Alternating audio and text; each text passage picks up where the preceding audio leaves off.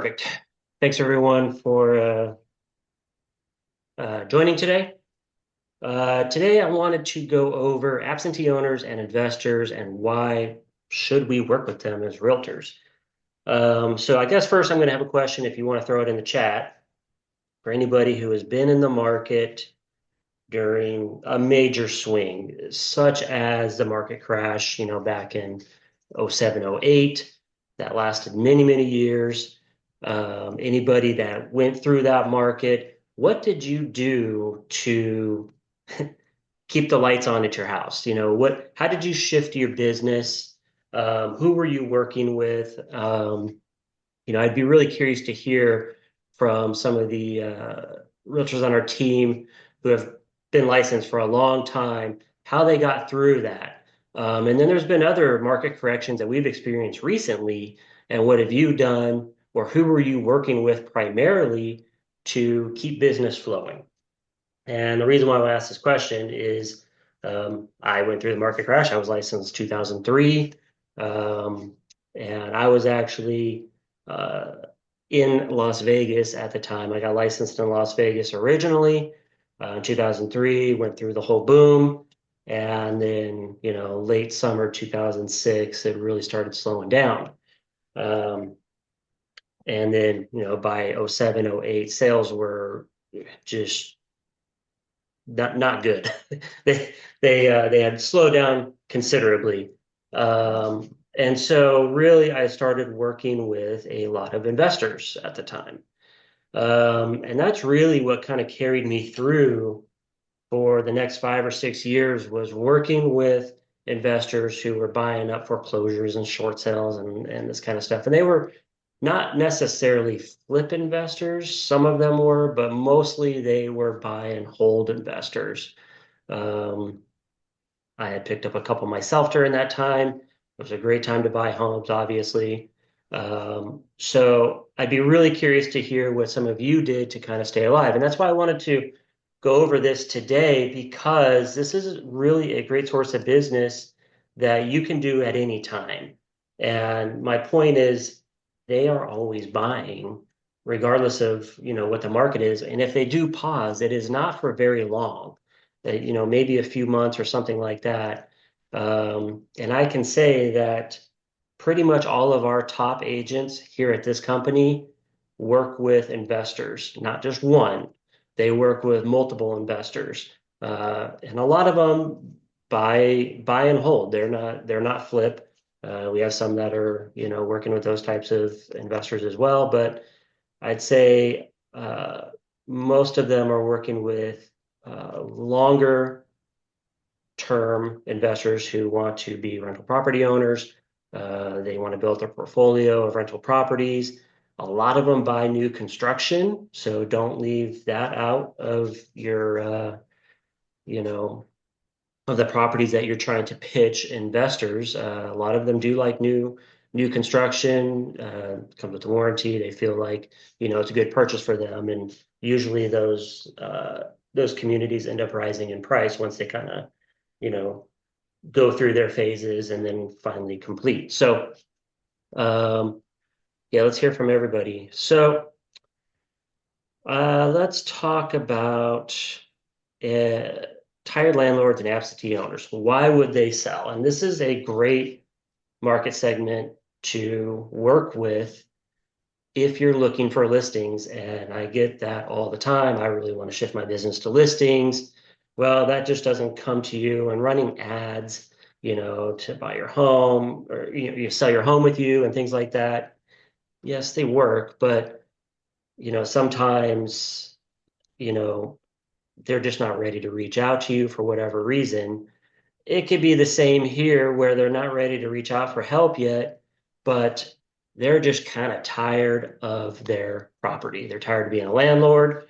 Um, there's lots of different reasons. One, especially being, a landlord in California, it's become increasingly challenging and less profitable for many, especially for the newer investors due to several factors. One, the stringent rent control and rent increase regulations, um, complex and tenant favorable eviction laws, and high maintenance and legal risks. So these are some reasons why some landlords are just done being landlords. They want to cash out, they want to move their money to another state potentially where it's more landlord friendly.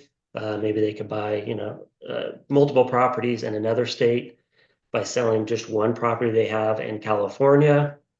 This is a little bit of a trend. Um, so these are all some reasons why, landlords just want to get out of the business. And maybe not altogether, but just in California. So this is a really good market to kind of start penetrating. And I have, um, a lot of marketing material well, scripts and drips and things like that I put together as well over the weekend, and I'll show you that at the end. But I want to get into, working with and how to find these absentee owners as well. So looking at some statistics, there's been several indicators suggesting notable activity among absentee owners just last year. This trend is likely to continue, this year and beyond. Investor purchase activity in the first quarter of 2024, they accounted for 14.8% of home purchases. That's the highest percentage since data collection began in 2001. So, when we're talking about first-time buyers and things like that, yes, that can be a larger segment sometimes. It's usually in the 20s, sometimes in the 30s, as far as percentage goes. But the great thing about working with investors is they usually have money, their deals get accepted a little easier, and a lot of times they buy multiple properties. So if you do connect with someone who's looking to build a portfolio in California, um, they're a great audience to have. Market trends. The share of homes sold to absentee owners increased since 2020 in 228 of the 307 zip codes across 9 major metro areas. This trend indicates a growing propensity among absentee owners to sell their properties in certain markets.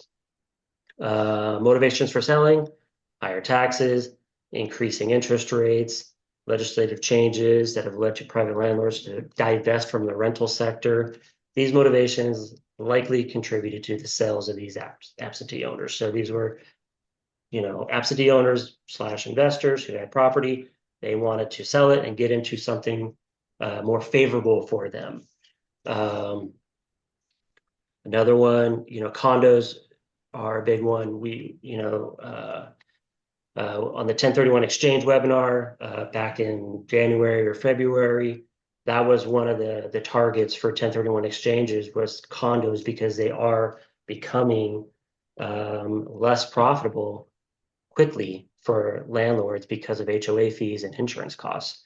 So let's look at 6 reasons why absentee owners are a steady source for both off-market sales and listing opportunities.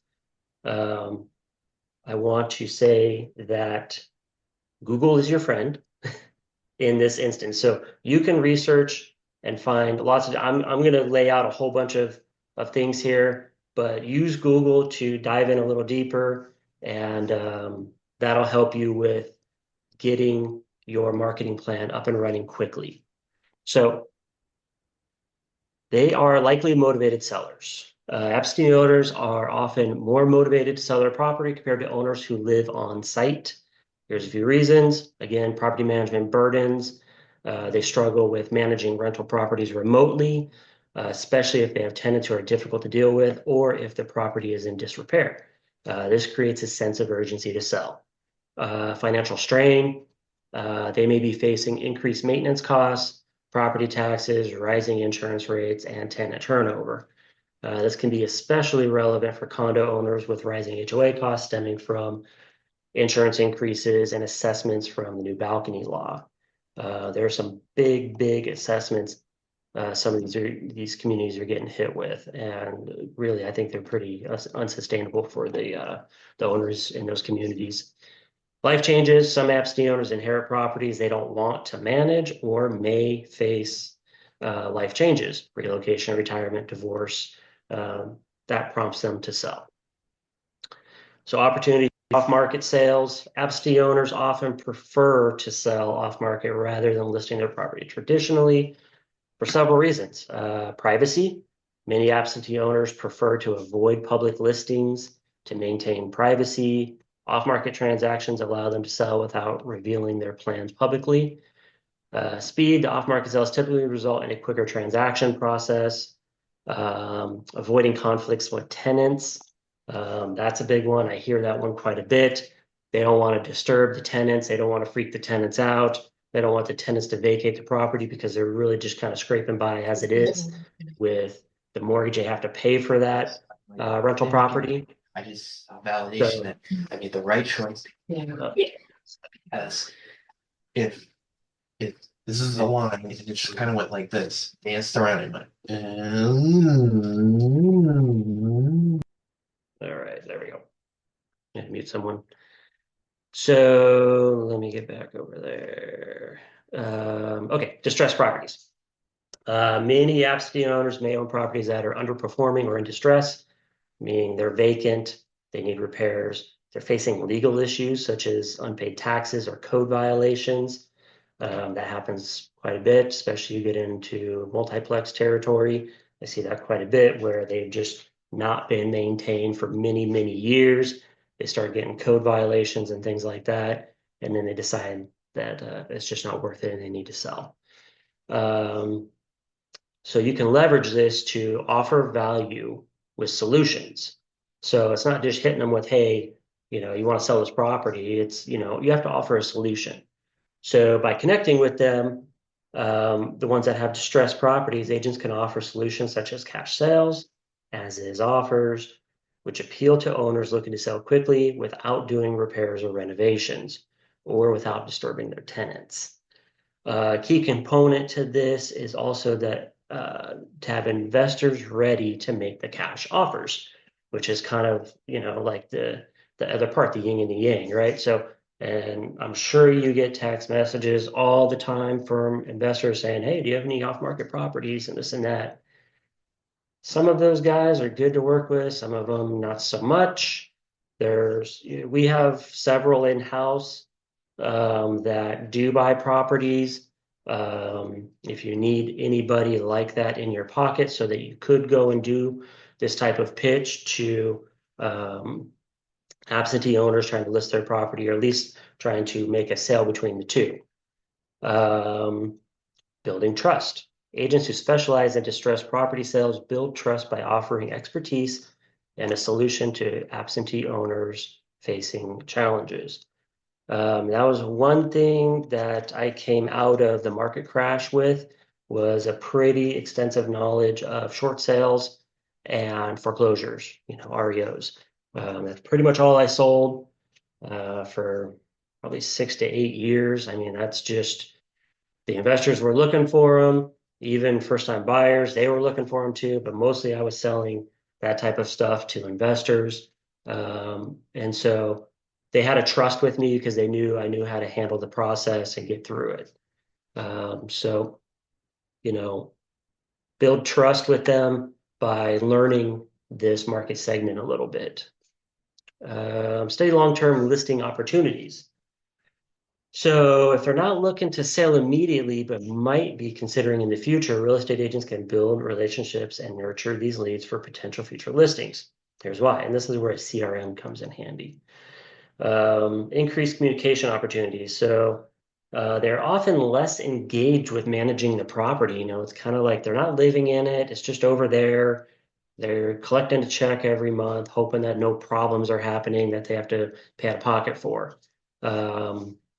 If that check doesn't come, then obviously it grabs their attention. But for the most part, they're just on automatic over there. So they need regular check-ins and reminders about the market. Agents who keep in touch can position themselves as the first choice when the owner is ready to list. A key to timing when an owner might be ready to sell is upon lease renewals. Finding out this information early in your communication attempts can help you time your messaging so that you are communicating with the owner during a possible upcoming vacancy. This is a time when an owner might consider selling versus leasing out again. And that's really not that hard to find out. It's a quick conversation. You put it in your CRM, you put that person on, a task to reach out to, maybe 30 days prior to vacating, so on and so forth. So that way there, you're communicating with them at a time where there's potentially some sort of transition happening with that property. And maybe that is the time where they are looking to sell. They're like, once this tenant's lease is up, I'm going to dump this thing. I don't want to deal with it anymore. So think about that, get them in your database and start reaching out to them during, important times in that timeline. So market conditions, given the fluctuation of real estate markets, absentee owners might be unaware of the value of their property. So by providing market insights or suggesting strategies for a sale at optimal time, agents can become trusted advisors. I could say I won a listing this way one time. Um, it was someone who had actually reached out to me, and I gave them the price of their home, and they were like, it's not quite there yet. I'm not going to sell yet. And about 3 months went by, and lo and behold, some really good comps came up in the neighborhood. I actually put together a little CMA. It was actually more of a net sheet at this time, and I said, this right here is about how much you can make off your property if you were to sell it today. And that number was the one they wanted to hear. And they were a little skeptical, but I said, nope, we can get it, no problem. I'm confident. And they had me come over and list the property. So, hitting them with, either a CMA, which can be a little long and lengthy, but I hit them with a debt sheet actually. And I said, this is what your bottom line will be right here and how much money you can make off this property. Targeted marketing. So absentee owners can be targeted with direct marketing campaigns, including property data. So public records provide details about absentee owners, such as property ownership, addresses, making them accessible for agents for targeted marketing, postcards, email outreach, phone calls, etc. Customized messaging, since they typically face unique challenges, agents can craft marketing messages that specifically address their pain points, such as want to sell your property quickly without hassle, tired of managing a rental property remotely, things like that. So I said this several times, if you're putting marketing out there and it's just like, hey, buy or sell with me, I handle everything, you end up really getting nothing from that kind of message because you're not resonating with anybody. But if you're targeting this specific audience with postcards, mailers, phone calls, etc., um, it's easier and it'll resonate better if you're talking about their pain points and how you can solve that for them in your marketing message. So, and towards the end of this, I'll show you where to get the scripts and drips and all that fun stuff. It's also going to be put in the online office this week. Inherited properties. I could say that I see quite a few trust sales happen actually on the listing side where the property has been inherited and the new owners, essentially, they don't want the property. They're out of state, they're out of area. They want to cash out. It was mom and dad's house, whatever. They don't want to hang on to it. I see that quite a bit, actually. That's a pretty good. I don't know what the number is, but it's a pretty good percentage of the listings that we have or on the other side of here at this brokerage. So these are a good market to be working in. So again, they inherit properties they do not want or need. The inherited properties are often good candidates for a sale, as the inheritor may live far away, no interest in maintaining the property, etc. These properties often involve the emotional sellers. Inherited properties may come with emotional baggage, such as loss of a loved one. An agent who approaches these situations with empathy and offers quick and fair solutions can secure a sale. The other is low market knowledge. Inheritors may not have knowledge of the market, especially if they are out of area or out of state, so making them more receptive to advice and offers from an experienced agent. Um, I can say that, if you're not real comfortable with how to approach somebody like this, sometimes it's just the timing of your marketing piece. Maybe you're not touching on the fact that it is, potentially an inherited property. It might have been mom and dad's house, so on and so forth. Maybe you're just putting out your kind of normal marketing piece and the timing is just good. Um, that's why I found a lot with mailers is it's just hitting the mailbox of the owner at the right time. We had an agent a while ago who she sent out some mailers. It was her first set of mailers. She sent them out to her community. Um, she was offering a discounted listing fee, and she got a call that same weekend from a homeowner, and that homeowner said, "Oh, well, I already interviewed so and so, who happens to be a pretty big agent in that area, a ton of marketing, billboards, the whole shebang, but I don't want to pay that fee. I was going to list with him. Will you come over and list my property?" So she went over there and went through the spiel, ended up listing the property. It was actually her first listing. And boom, it was more about the timing. She had a good message. We crafted that message in her postcard, but at the same time, it was the marketing. I mean, the timing of when that thing drops. So um, sometimes it's that. All right, so let's talk about locating the absentee owners. So we're looking for listings, right? So where can we find people that want to sell their homes? And we're going to focus on absentee owners versus move up, move down type buyers, right? This is a very targeted marketing message that you can send to them. Um, these people have to sell or they really, really want to sell. So it's just a matter of engaging with them usually. So if you're looking for tired landlords, um, finding the off-market properties, here are three reliable sources for obtaining their contact information. One is county tax assessor's office. Now, none of us are going to go down to the assessor's office.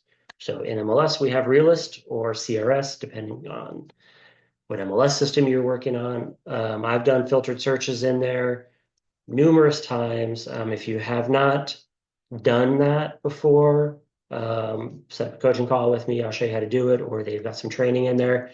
But you can literally hit a neighborhood radius or polygon search or whatever you want to do and look up all of the owners in that neighborhood that have addresses that do not match the property address. So as in they live somewhere else, out of state, another city, whatever, maybe the same city, but a different house. So the mailing address is different from the owner's address. So those are very easy to find. You can pull that list direct from Realist. I think they allow you like 3,000 searches a month, which is probably more than you're going to need. And you can cross-reference those with, any skip tracing service out there. Or if you're, paying for a Red X or a prop stream or something like that, you can also get it through there. Um, so these are really easy to find, who lives out of state or who lives in state but not at that property.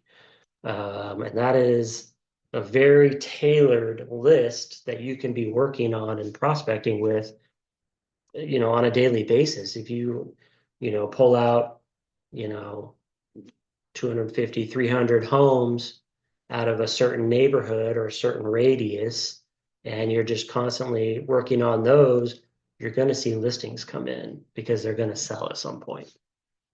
Some of them are probably ready to sell now. Real estate data providers, so PropStream, Property Radar, List Source, REI Pro, Batch Leads. These are all subscription services where you can, you know, put in filtered searches of what you're looking for. It'll provide you with the data, who the owner is, potential contact information, text and email, depending on the program you're using. Um, Pretty much every top team that I know of uses something like this because this is how they source their listings. and they market to these people, they cold call them, whatever they're doing. Um, this is where they're using platforms like this. Utility and code violation records. So this is kind of more of an obscure one, but look for properties with unpaid utility bills, shut-off notices, or code violations. So it's gonna be overgrown yards, structural issues, unmaintained properties. This is more of a driving for dollars approach. So as you're driving around, doing your errands, maybe jot through a neighborhood, see what you see. You're gonna find these homes that are a little shabby looking on the outside, and those are people potentially absentee owners who are probably burdened by this property, and it might be better for them to sell. Probate notices. So we're going to do more than three actually, because I ended up coming up with a lot more. Probates. This happens, you have the inherited properties, the trust sales, and then we have probate notices. So these can be located pretty easily. We have agents selling these quite often. Those sales are involving a property of someone who has passed away. Probates can be profitable, but the laws involving them can be complicated, and many people have a hard time approaching surviving heirs because of the sensitive nature.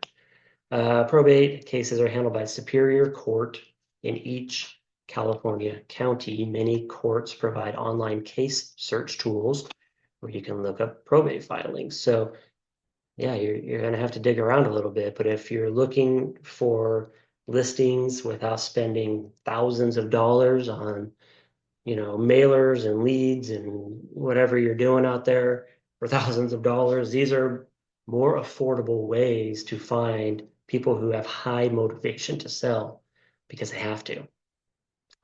So this is how you can find the probate cases. I can provide this document because I do have lots of links in this document, so I will post this in the replay in our Facebook group, or if you want to just let me know. I gave a couple examples of where you can find some court record search pages. Other sources for probate leads: obtain a probate property list from a title company. Easy. Sometimes they'll charge you per contact. Could be like 15 cents or something. It's nothing crazy. Obviously, that is the more efficient way to do it.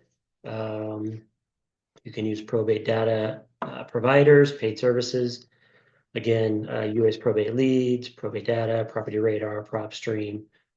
Some of these other third-party services, the data providers, you can search for the probates through there as well. You can check with the county assessor and recorder's office for inherited homes. Network with probate attorneys and estate planners.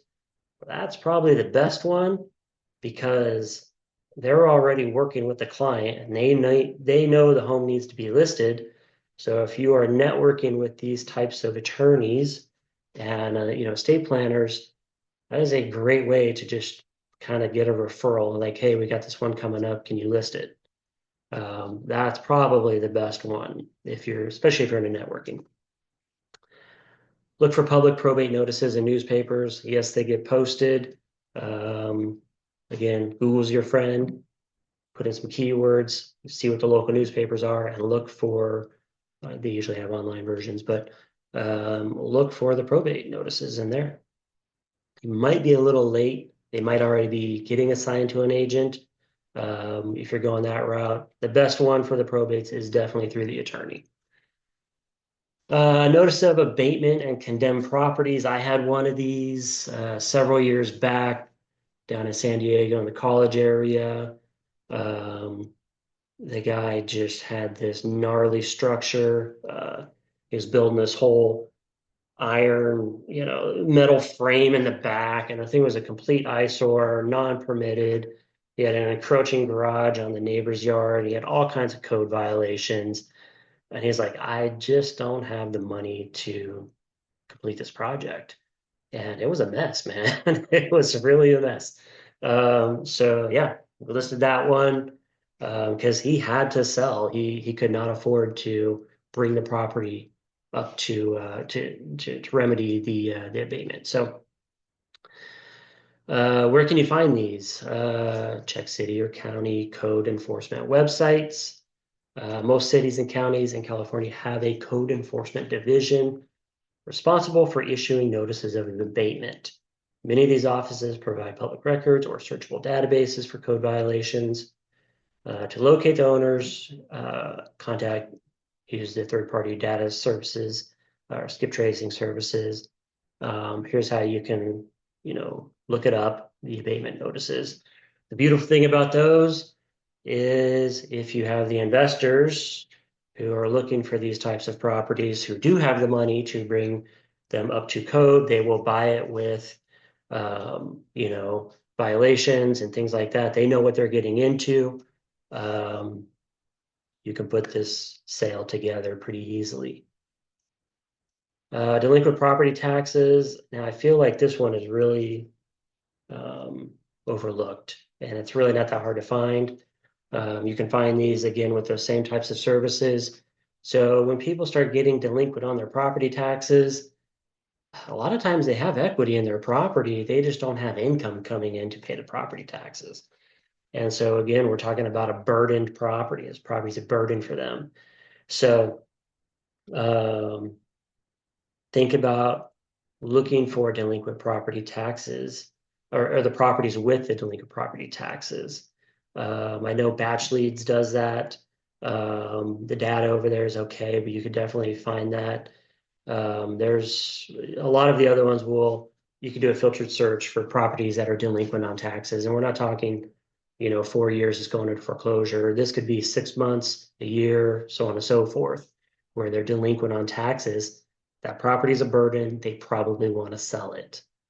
Um, check the chat real quick. Okay, no questions yet. So, for rent advertisements, we have a couple agents that approach these owners and get listings from there. So sometimes it turns into a lease listing, which we're not all looking for a lease listing. Does kind of get you in the door though with the owner. If you could provide that service to them, get a good tenant in there. Now you have a rapport with them, put them into your database, give them the market updates. You know when the lease is going to be up, and approaching them about selling their property at that point, or even asking if they want to expand their portfolio more. Um, so these are, active rental property owners. They're a great market to work with, and I think they get overlooked a lot, and it's really not that hard to find properties for rent. Zillow, apartments.com, Craigslist, OpAds, rent.com, they're all on there, and simple searches, you can get their contact information. Sometimes you can reach out through those services, and sometimes it's better to go a different route with that. Um, but a lot of them, they may decide that, you know what, maybe I don't want to rent this thing. I have it up for rent, but maybe I don't want to. Um, Sometimes they're putting them up for rent after the tenant has given them notice, and they put it up a little early because they're trying to get another tenant in there as quickly as possible so they don't lose out on a month of um, income coming in so they can pay their mortgage on that property. So take a look at these sites and find, these rental property owners. There's multiple things you can ask them to possibly generate business from them.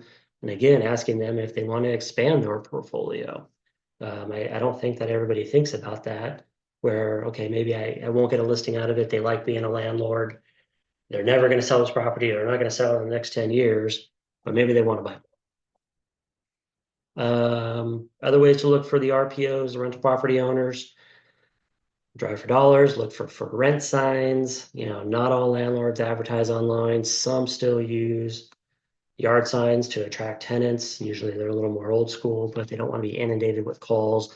Maybe they want someone kind of local to the area. Network with property managers.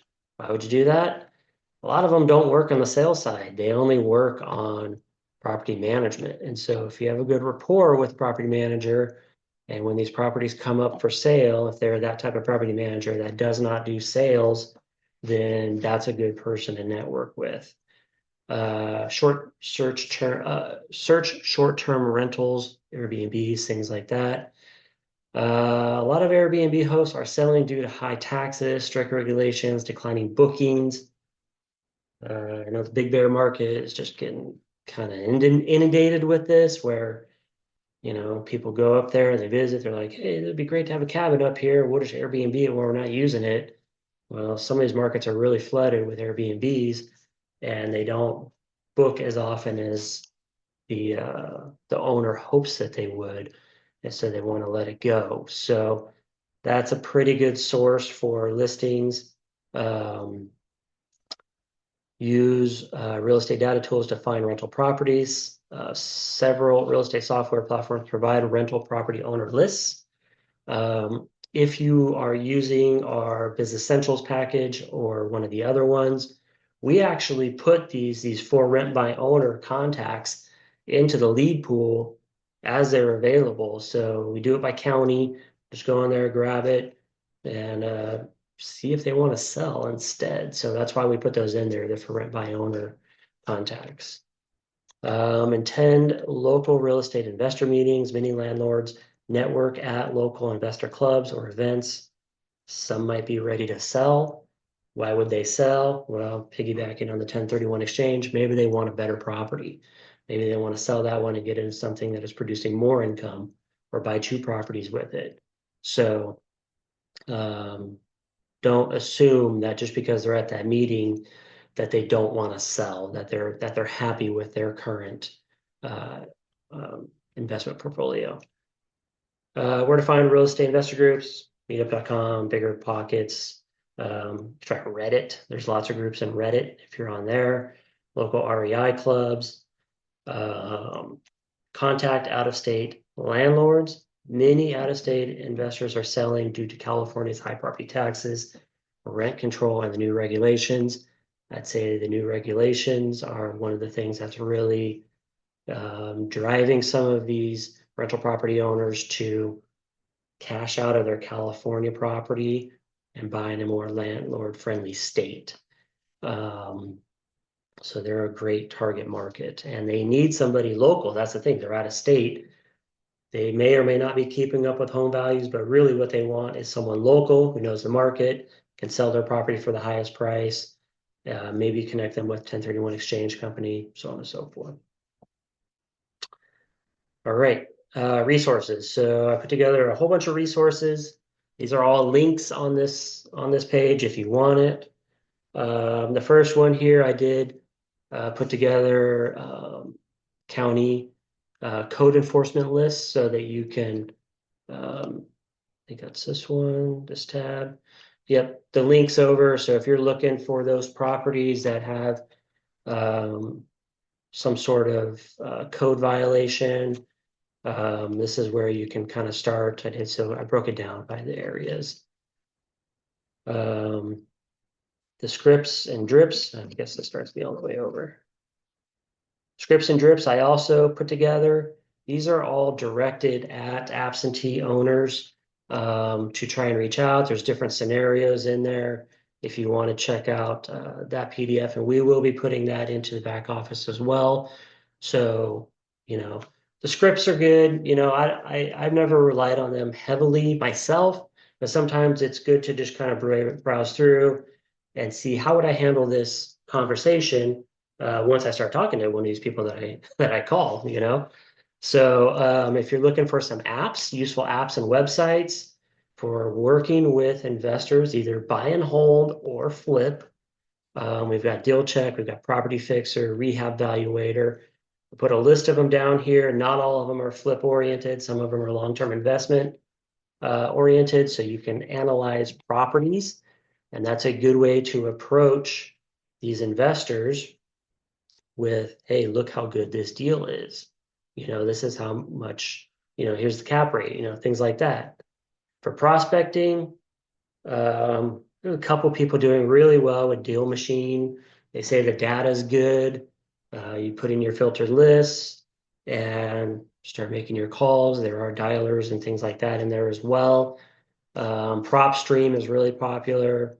Connected Investors, Property Shark, there's a couple in there that you can research. There's also Red X and some other ones like that. Um, but these are popular with, you know, investors as well as agents working with investors. Some tools. So there's a property analysis spreadsheet if you want to plug in some numbers and analyze a property. There's also two right here. There's an ARV calculator. ARV is after repair value.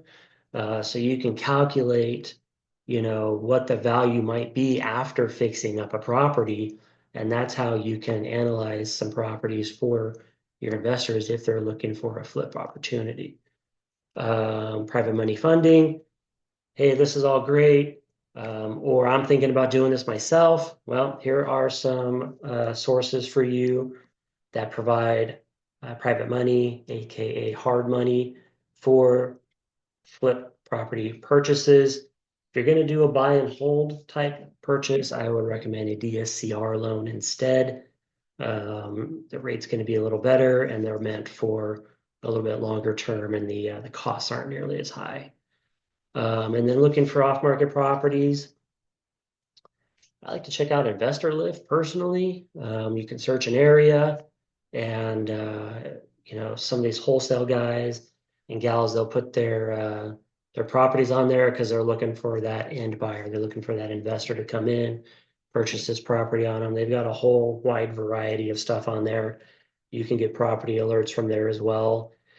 Easy Street offers, unlisted homes. So this is all some sources for you to get up and running pretty easily for working with investors and finding absentee owners to put deals together, and find listings.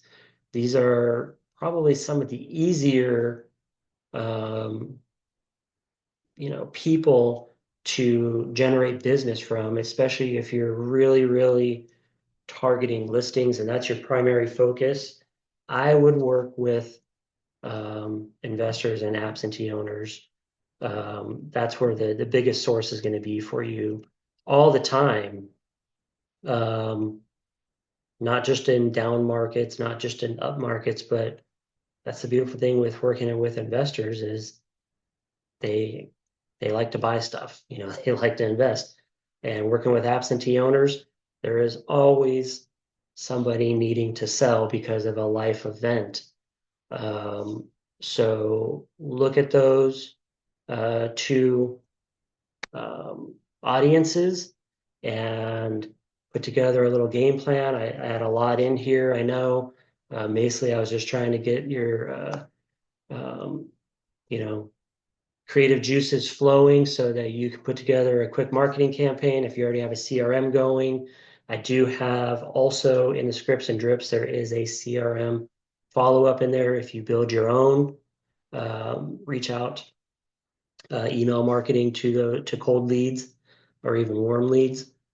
So I built out a lot for you to just kind of grab and go, but it is up to you, obviously, to Google, do a little more research on certain market segments and determine which of these absentee owners you really want to start targeting. So um, hopefully that was some useful information for you.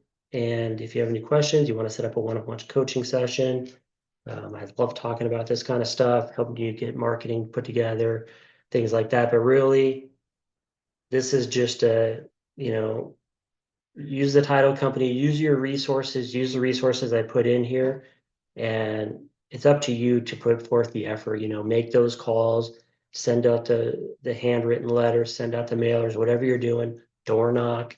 Like I said, I got a listing, from sending a net sheet one time. So there's lots of creative approaches to working with these types of homeowners and generate, getting their business, earning their business. So hope everybody has a great week and give me a call if you need anything. We'll talk to you soon.